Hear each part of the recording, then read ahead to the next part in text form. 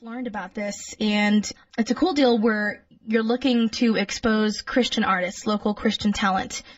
Tell me a little bit about how Spirit Celebration Fest got started. Well, what happened, I started my walk a little over 4 years ago, and years ago, I made my living as a musician, and I play several instruments, and when I started attending church and attending Celebrate Recovery, I got involved with the worship team and started playing music.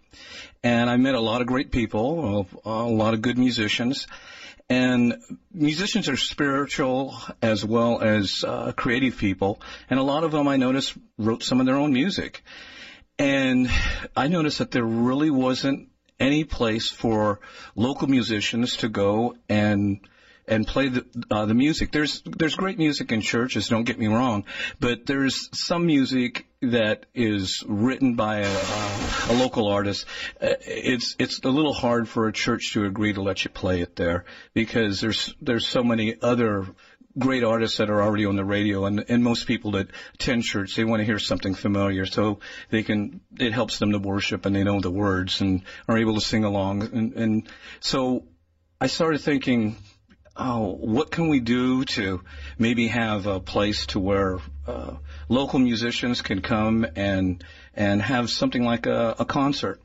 And that's how Spirit Celebration Fest started. Very cool concept for a festival, and I'm anxious to hear what's going to be included at this year's Spirit Celebration Fest. We'll talk about that in just a few minutes here with Robert Orndorff on Spirit Celebration Fest, which is coming up next Saturday at the Worship Center in Fowler. So tell me about this year's Spirit Celebration Fest and what we can expect to experience at that. Well, what you're going to experience is local musicians from various churches. It started off as a competition on YouTube, so we could pick the top 10, and they were just chosen by how many votes, basically, or likes that they got.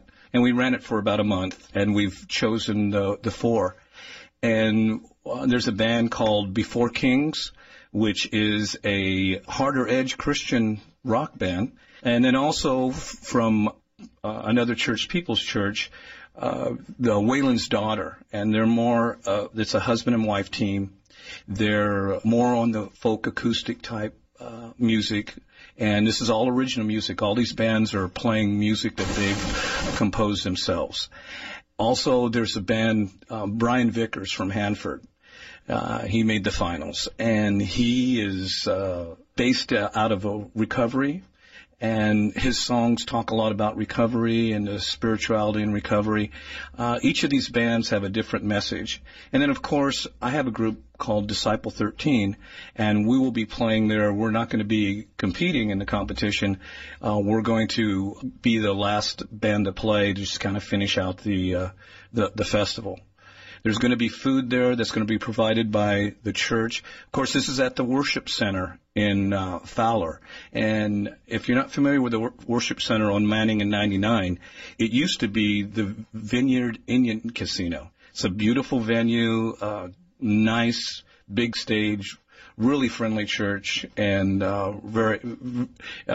it's just going to be a great place to have this type of thing. It's going to be indoors. So if it's warm that day on September 29th, it's between 12 and 5:30. If it's warm that day, don't let it stop you from coming out, because we're going to have air conditioning inside with drinks and food and vendors and a lot of great people with a positive message.